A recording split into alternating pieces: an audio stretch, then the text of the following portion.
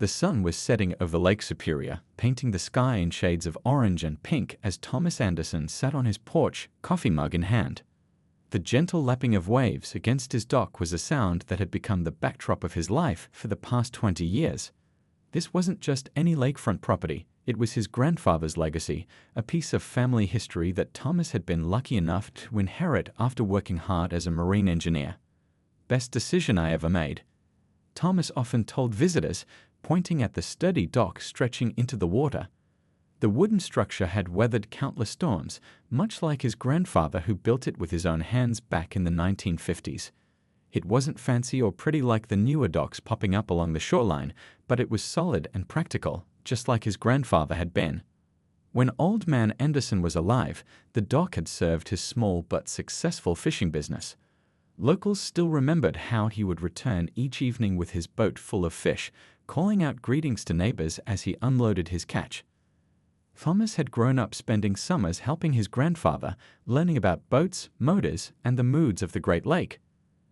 After his grandfather passed away and the house sat empty for a few years, Thomas jumped at the chance to buy it when he had enough savings. He left his apartment in the city and never looked back. The first thing he did was fix up the aging dock, modernizing it with proper fuel lines buried safely under the wooden planks and upgrading the electrical systems to handle bigger boats. Safety first, Thomas would say whenever anyone commented on the practical but not so pretty fuel system. A dock isn't just for show. What made Thomas's dock special wasn't obvious to the casual observer. Unlike the purely recreational docks of his neighbors, his served a vital purpose that few people in the community knew about. 3 years ago, the local Coast Guard station had approached him with an unusual request. Their main refueling point was often too far from certain emergency areas, and they needed a secondary location for their smaller patrol boats. "Your dock is perfectly positioned," the Coast Guard captain had explained. "Having access to fuel here could save us precious minutes during rescue operations." Thomas had agreed without hesitation, signing a contract that allowed Coast Guard vessels to use his dock for emergency refueling. He took this responsibility seriously, always making sure the fuel lines were maintained and ready for use at a moment's notice. In the last 3 years alone, that decision had helped save numerous lives when bad weather struck the lake. His neighbor Joe, one of the few who knew about the arrangement, often reminded him of the time a family of 4 had been rescued just before their boat sank in a sudden storm. If those Coast Guard folks had to go back to base to refuel first, that family might not have made it, Joe had said, clapping Thomas on the shoulder. The dock didn't look special. The weathered wood and practical setup weren't winning any beauty contests. Thomas had added some lights for safety and built a small covered area where equipment could be stored, but he never saw the need for decorative touches. It was a working dock, not a showpiece. As Thomas watched the last rays of sun disappear behind the trees across the lake, he felt the same sense of peace that had drawn him back to this place. The community had changed around him, with older modest homes being replaced by vacation properties with perfect landscaping, but his little corner remained practical and purposeful. Little did he know that his beloved dock, and its hidden importance to lake safety, would soon become the center of a storm much more dangerous than anything Lake Superior could throw at him. Change came to the lakeside community slowly at first, then all at once. It started with the construction of 3 massive vacation homes on previously empty lots. The sleek, modern houses with floor-to-ceiling windows stood in stark contrast to the modest cabins and comfortable family homes that had made up the neighborhood for decades. "Another moving truck," Thomas mumbled one morning, watching as a luxury SUV followed behind a professional moving company's vehicle. This was the 5th new family in 2 years. The newcomers were friendly enough, waving politely when they passed Thomas on his morning walks. But they also brought with them city expectations, complaining about the gravel roads, the lack of streetlights, and the rustic appearance of older properties. During the annual community picnic that summer, Thomas overheard a group of new residents discussing the need for standards and community guidelines. By fall, flyers appeared in everyone's mailbox announcing the formation of a homeowners association, with a meeting scheduled at the community hall. "You going to that HOA thing?" his neighbor Joe asked as they fixed Joe's boat engine together. Thomas shrugged. "Don't see the point. We've gotten along fine for years without one." But curiosity got the better of him, and Thomas found himself sitting in the back row of the meeting. About half the community showed up, a mix of old-timers looking suspicious and newcomers buzzing with enthusiasm. The woman who took the podium introduced herself as Deborah Winters, owner of the largest new home on Lakeview Drive. With her perfectly highlighted blonde hair cut in an expensive-looking bob and wearing what Thomas suspected was a designer outfit, she looked like she belonged in a fancy city office, not their laid-back lake community. "Our property values could be so much higher," Deborah explained, clicking through a PowerPoint presentation that showed before and after photos of other lake communities that had formed HOAs. "With just a few simple standards, we could transform this area into the premier lakefront destination it deserves to be." The vote to form the HOA passed, but most of the longtime residents either voted against it or abstained. Thomas didn't bother raising his hand either way. He figured it wouldn't affect him much. His property was well maintained, if practical rather than fancy. He couldn't have been more wrong. 2 weeks later, Deborah Winters knocked on his door, a clipboard in hand and a tight smile on her face. She introduced herself as the newly elected HOA president. "I'm doing an initial assessment of properties that need attention," she explained, her eyes drifting past Thomas to look at his dock. Her smile fell slightly. "I notice your dock is quite industrial looking." Thomas explained it was functional, safe, and had served the community well for generations. Deborah's nose wrinkled slightly. "Well, we're trying to move away from the working lake look. More resort, less fishing village. Those exposed pipes and fuel lines are quite an eyesore from the water." "Those fuel lines are important," Thomas started to explain, but Deborah was already making notes on her clipboard. "We'll be sending out community appearance guidelines next week," she said brightly, her practiced smile returning. "I'm sure you'll want to come into compliance as quickly as possible." As she walked away, she called over her shoulder, "The association is prepared to issue fines for properties that don't meet our new standards after the grace period." Thomas watched her stride down his driveway in her expensive shoes, already moving on to his neighbor's house. He'd dealt with difficult people before in his years working engineering jobs around the world, but something about Deborah's determined smile told him this wouldn't be a simple disagreement. Later that evening, Thomas sat on his dock watching the sunset. The pipes and fuel lines that Deborah found so offensive were safely secured and regularly maintained. They weren't pretty, but they were essential, not that Deborah had given him a chance to explain why.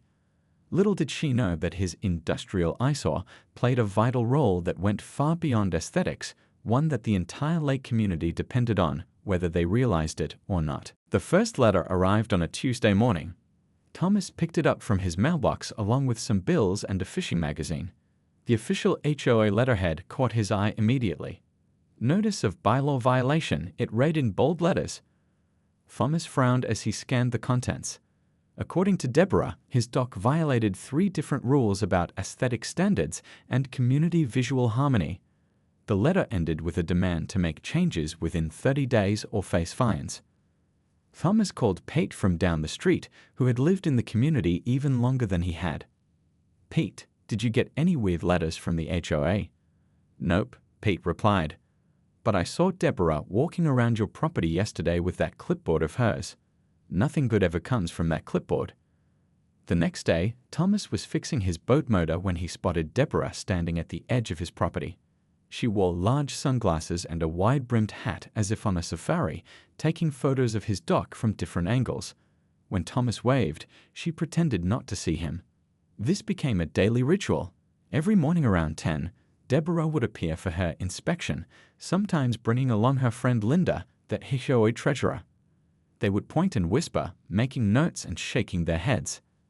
After ignoring the first letter, Thomas received a second one, thicker than the first. This time, Deborah had included printouts of obscure bylaws that nobody in the community had ever heard of before. One rule apparently prohibited industrial-looking fixtures visible from community waterways.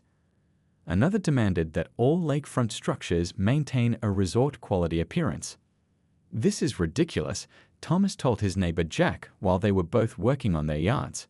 "My dock was here before these rules even existed." Jack shrugged. "You know how it is. New people move in with their fancy ideas." Deborah's been showing those pictures of your dock at the coffee shop, telling everyone it's bringing down property values. The third letter came with a petition signed by 12 homeowners demanding Thomas beautify his dock. Looking at the names, Thomas noticed they were all newer residents who had bought the luxury homes built in the last few years. At the monthly HOA meeting, Thomas tried to explain his position. This dock is grandfathered in. It existed before the HOA was even formed. Deborah cut him off. Rules are rules, Mr. Anderson. Nobody wants to look at those ugly pipes and fuel lines while they're enjoying their morning coffee on their deck. Thomas stood his ground. The dock stays as is. It's functional and safe. That's when things got personal. Deborah started sending emails to everyone in the community with subject lines like "Property Value Alert" and "Health and Safety Concerns at Anderson Dock." Most neighbors deleted them without reading, but a small group of newer residents began avoiding Thomas at community events. One evening, Thomas was helping the Wilsons get their boat back to shore after their engine died when he overheard their daughter ask, "Isn't this the dangerous dock Mom was talking about?" Mrs. Wilson looked embarrassed. "Don't worry about that, honey. Thomas is helping us." The situation reached a new level when Thomas found a notice taped to his front door. It warned that the HOA board would be voting next week on whether to begin legal proceedings against him. That night, Thomas sat on his porch looking at his grandfather's dock. The wood was weathered but solid, the pipes and fuel lines were properly maintained and safe. It wasn't fancy, but it had helped countless boaters over the years, including many of his neighbors. His phone rang. It was Captain Rodriguez from the Coast Guard. "Just checking in, Thomas. We might need to use your dock this weekend. Big storm system coming in, and we're expecting trouble on the water." Thomas sighed. "Don't worry, Captain. Whatever happens with this HOA nonsense, I'll make sure you have what you need. That's a promise." Little did he know how soon that promise would be tested. The morning started like any other for Thomas. He woke up early, made his coffee, and stepped out onto his porch to watch the sunrise over Lake Superior. Dark clouds were gathering on the horizon. The storm Captain Rodriguez had warned about was rolling in faster than expected. Thomas's phone rang just as he was finishing his breakfast. The Coast Guard's number flashed on the screen. "Thomas, we've got trouble," Captain Rodriguez said, his voice tense. A small fishing boat with a family of 4 capsized about 5 miles offshore. The dad managed to make a distress call before their radio went dead. "Our main station is still under maintenance, so we need to use your dock. Our response boats will be there in 20 minutes. "I'll get everything ready," Thomas replied, already heading toward the dock. The wind was picking up, whipping the lake into whitecaps. Rain had started to fall as Thomas unlocked the storage shed and began preparing the fuel system. That's when he noticed something was wrong. The pressure gauge on the main fuel line showed 0. "That can't be right," he muttered to himself. Thomas knelt down to check the connection points where the lines ran beneath the dock's wooden planks. His stomach dropped. The thick rubber fuel lines had been cut, not torn or damaged by weather, but cleanly sliced through with what must have been a sharp blade. This was no accident. Who would do this? Thomas said out loud, his mind racing. There were 4 separate cuts, each one clean and deliberate. Whoever did this knew exactly what they were doing. Thomas ran to his shed and grabbed his toolbox and the emergency repair kit he kept for the fuel system. As he worked frantically to assess the damage, his security camera footage from the previous night flashed in his mind. He'd installed the cameras last month after finding one of his boat lines mysteriously untied. Between trying to fix the lines and preparing for the Coast Guard's arrival, Thomas pulled out his phone and quickly checked the security footage. He fast-forwarded through hours of nothing until around midnight when a figure appeared on the screen. The person wore a hooded raincoat, face partly hidden, but moved with purpose directly to the exact spots where the fuel lines were located. The figure knelt down at 4 different points along the dock, exactly where Thomas had just found the cuts. As the person turned to leave, the security light caught something distinctive, a pair of expensive designer rain boots with a unique pattern on the sides. Thomas had seen those boots before at the last HOA meeting. Deborah had made a point of mentioning they were imported from Italy when Linda had complimented them. Thomas felt a cold anger rising inside him, but there was no time to deal with that now. The Coast Guard boats would arrive any minute, and lives were at stake. He called the one person he knew could help, his old colleague Bill, who lived 20 minutes away. "Bill, it's Thomas. I've got an emergency. The Coast Guard needs my dock for a rescue, but someone cut my fuel lines. I need your help and every spare part you can bring." While waiting for Bill, Thomas worked furiously, trying to create a temporary bypass using materials he had on hand. The rain was coming down harder now, and thunder rumbled in the distance. Through the mist over the lake, he could already see the Coast Guard vessels approaching. With shaking hands but steady determination, Thomas continued working. Those people stranded in the storm needed help, and he wouldn't let them down because of Deborah's petty vendetta. As he worked, one thought kept running through his mind. She had no idea what she had really done, and who would ultimately pay the price for her actions. The Coast Guard boats were getting closer. Thomas wiped rain from his eyes and worked faster. It was going to be a race against time. Bill's truck skidded to a halt on Thomas's driveway, sending gravel flying. He jumped out, already soaked from the few seconds in the downpour, carrying a large toolbox and a duffel bag full of parts. "I brought everything I could think of," Bill shouted over the howling wind as they jogged to the dock. Thomas quickly showed him the damage. 4 clean cuts. "We need to bypass the whole system." They worked side by side, the way they had years ago on oil rigs in the Gulf. Bill had been Thomas's right-hand man back then, the guy you wanted nearby when things went wrong. Now, with rain pelting their backs and thunder cracking overhead, that old teamwork kicked in automatically. "Hand me that connector," Bill said, his fingers moving with surprising speed for a man in his 60s, "and the waterproof tape." Thomas glanced up to see the Coast Guard boats just minutes away, cutting through the choppy water with purpose. Captain Rodriguez would be expecting a working fuel station. Lives depended on it. "We need a pressure test," Thomas yelled as they fitted the last emergency connection. "No time," Bill replied. "Look." The first Coast Guard vessel was pulling alongside the dock, its blue lights flashing through the rain. A young officer jumped onto the wooden planks, securing the boat with practiced movements. "Anderson, we need fuel now," he shouted. "We've got their coordinates, but our radar shows they're drifting toward the rocks." Thomas made a split-second decision. "The main lines are compromised. We've set up an emergency bypass. It should work, but we haven't tested it." The Coast Guard officer didn't hesitate. "Let's do it."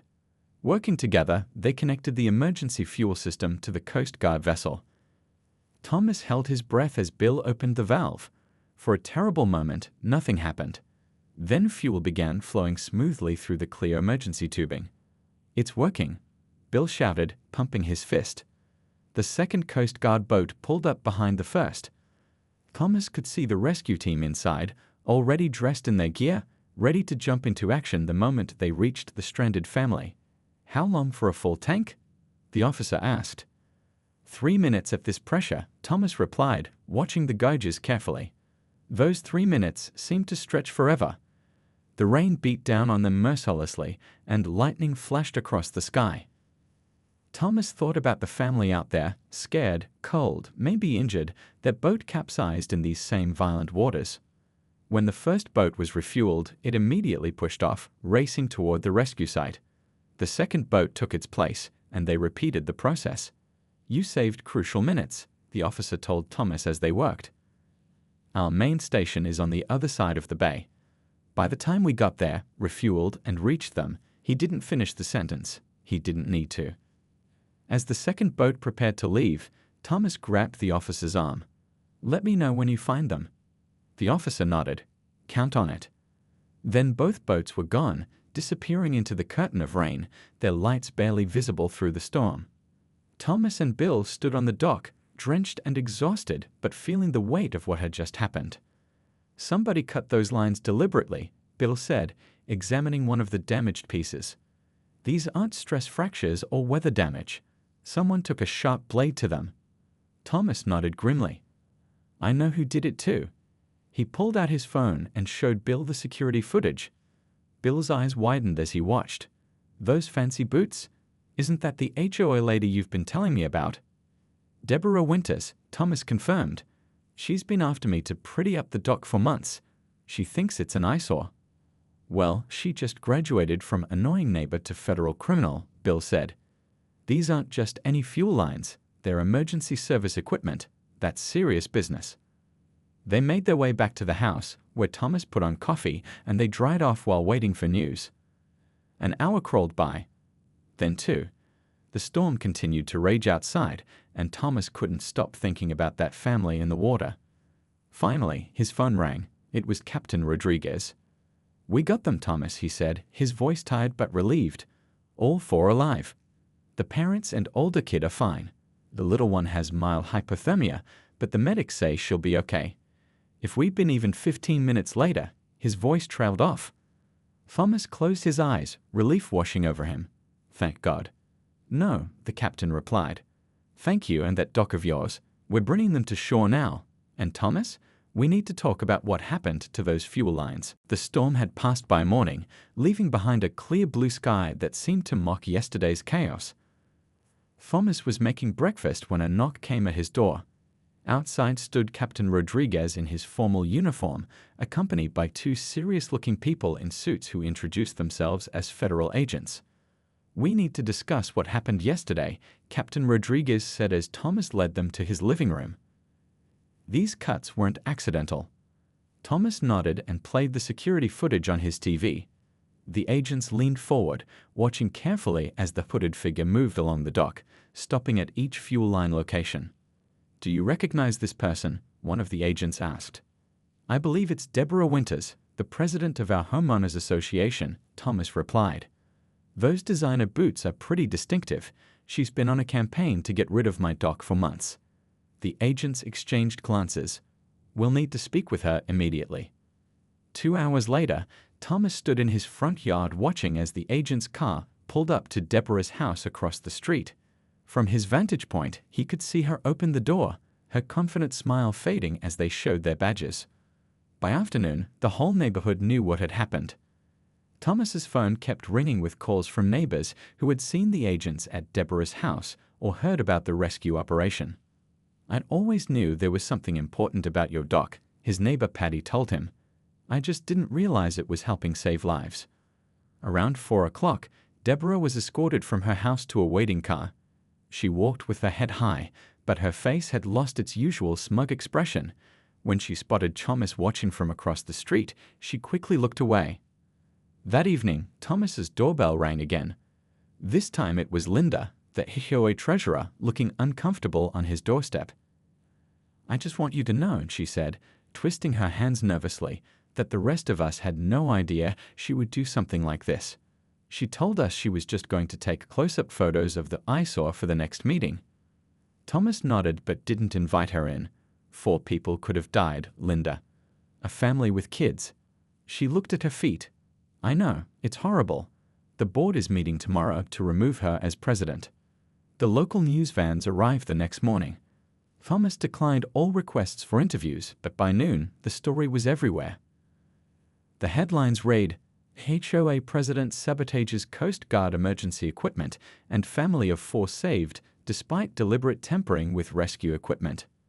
When Thomas finally turned on the TV, he saw footage of Deborah leaving the courthouse after her initial hearing. A reporter thrust a microphone in her face. "Mrs. Winters, did you know the fuel lines you cut were used by the Coast Guard for rescue operations?" Deborah adjusted her designer sunglasses. "I was simply inspecting the unsightly pipes. If they were damaged, it must have been accidental. This is all a misunderstanding about property aesthetics." The reporter pressed on. "So you're denying you deliberately cut the fuel lines?" "I would never intentionally damage anything," Deborah replied, her voice tight. "I was merely checking the compliance of exterior fixtures according to our HOA bylaws." The camera cut to the federal prosecutor speaking outside the courthouse. "Interfering with emergency service equipment is a serious federal offense. The evidence in this case is substantial, including video footage and physical evidence recovered from the suspect's property." That last bit was news to Thomas. He leaned closer to the TV. The prosecutor continued, "Investigators found remnants of the cut rubber and metal in Mrs. Winters' garden waste bin during a lawful search of her property this morning." Thomas shook his head in disbelief. She hadn't even bothered to dispose of the evidence properly. By evening, Thomas's phone was buzzing with text messages from neighbors sharing links to online articles about the case. The HOA members who had supported Deborah's aesthetic crusade were now publicly distancing themselves. "I never agreed with targeting your dock," wrote one neighbor who had signed Deborah's petition just weeks earlier. "I only wanted our community to look nice." Thomas put down his phone as another car pulled into his driveway. It was the father of the family that had been rescued, a man named Paul Chen. He stood on Thomas's porch, eyes red-rimmed from exhaustion. "The Coast Guard told me what happened," Paul said.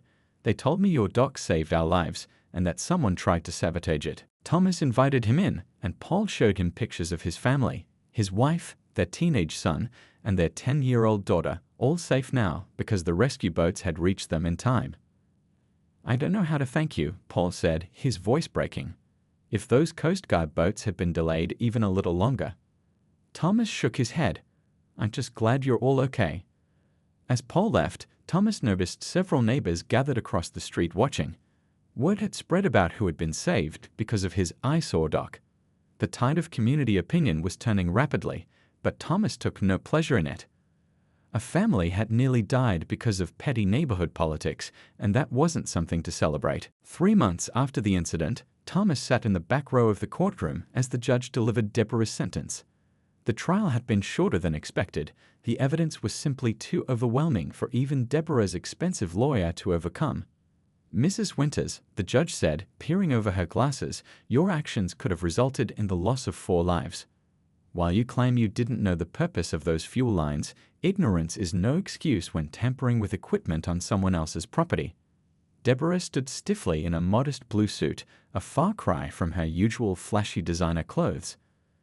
"This court sentences you to pay full restitution for the damages, 200 hours of community service with the Coast Guard's Public Education Division, and completion of a comprehensive course on critical infrastructure. Consider yourself fortunate that Mr. Anderson declined to pursue additional civil charges." As they filed out of the courtroom, Captain Rodriguez fell into step beside Thomas. "You really aren't going after her for more?" he asked. Thomas shook his head. "What would be the point? I just want peace in the neighborhood. Besides," he added with a small smile, "I think spending 200 hours teaching kids about water safety is punishment enough for someone who thinks designer boots are appropriate dockwear." The captain laughed. "Well, the Coast Guard appreciates your dock more than ever. We've actually included it in our official emergency response network now." Back in the neighborhood, things had changed dramatically. The week after Deborah's arrest, the remaining HOA board members had called an emergency meeting. Thomas was surprised to receive a formal invitation. The meeting room at the community center was packed. Thomas took a seat in the back, but the new acting president, Jim from 2 streets over, waved him forward. "We owe you an apology, Thomas," Jim announced to the room. "What happened was inexcusable, and it made us take a hard look at our priorities as a community." An older resident stood up. "I've lived here 30 years, and that dock has pulled my boat out of trouble at least 3 times. Function matters more than fancy looks." One by one, neighbors shared stories about times Thomas's dock had been useful, from emergency repairs to shelter during sudden storms. Even some of the newer residents spoke up, admitting they'd been too quick to judge based on appearances. By the end of the night, the HOA had voted unanimously to change their bylaws, adding explicit protections for historical structures and essential service facilities. "Aesthetic regulations shall not override safety functionality" was written into the very first paragraph. As spring arrived, Thomas noticed something unexpected happening at his dock. Neighbors began showing up on weekends, offering to help with repairs and maintenance. Paul Chen, whose family had been rescued during the storm, brought his construction crew over and replaced the weathered planks free of charge. Another neighbor, a retired electrician, upgraded the lighting system. Someone else donated weather-resistant paint in a subtle blue-gray that blended with the lake. Even Linda from the HOA brought coffee and donuts for the volunteers. "We're not changing the function," Paul assured Thomas as they worked, "just making it stronger." Bit by bit, the dock transformed. It remained every bit as practical and functional as before, but now it had a few carefully chosen improvements: a covered seating area where people could wait out sudden rain, better railings for safety, and proper steps into the water. The most surprising contribution came from the real estate agent who had sold many of the luxury homes. She arrived one day with a beautiful hand-carved wooden sign that read Anderson Emergency Dock, established 1950, with the Coast Guard emblem beside it. "This will actually increase property values," she explained with a wink. "Waterfront homes with access to emergency services command a premium." 6 months after the incident, on a warm summer evening, the community gathered for a small ceremony.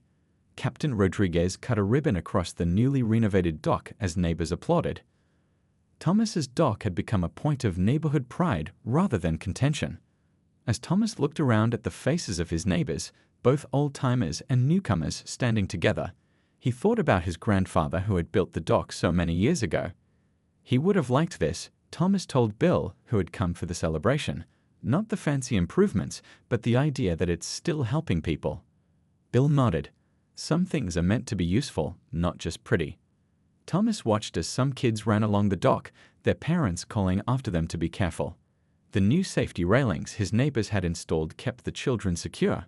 "You know what the best part is?" Thomas said, "Everyone who moves here from now on will note from day one, this is a community that values substance over style." In the distance, a Coast Guard vessel cruised past, the officer on deck offering a salute to the gathering. Thomas raised his hand in return, feeling a sense of peace settle over him. The dock would continue to serve its purpose long after today's conflict was forgotten, just as his grandfather had intended.